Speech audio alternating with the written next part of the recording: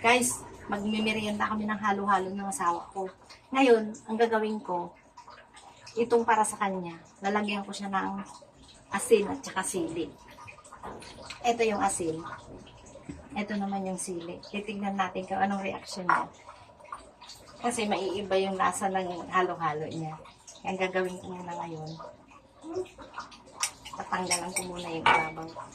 Lalagyan natin ng sili. Dudurugin ko yung sili. Tapos ilagay ko dito sa loob ng halo-halo niya. Tapos asin. Tingnan natin. Imbis na matamis ang kanyang halo-halo ay magiging maalat at saka maanghang. Dito sa gitna. Tapos saka ko ibabaw yung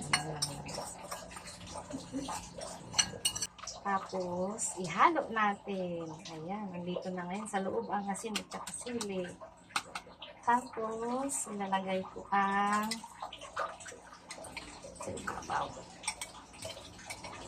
Tapos ngayon yung sa akin, siyempre ihalo ko para hindi niya mahalata na bakit yung sa akin hindi pa nahalo. Ito na. Ito ang para sa kanya kay Rodi Panot. Ito nga sa akin.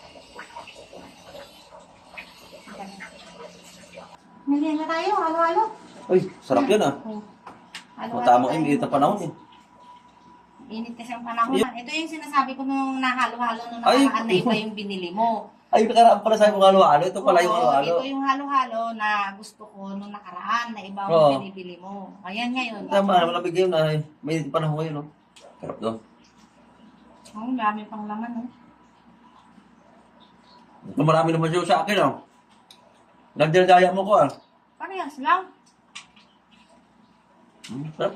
Parehas lang na ano eh. Tingnan mo. Buti di ako kumain ko yan sa labas. Kahit siya doon ng kuwan. Tama lang. Ay. Ayos lang lasa niya. Sarap mo. Labig. Matamis.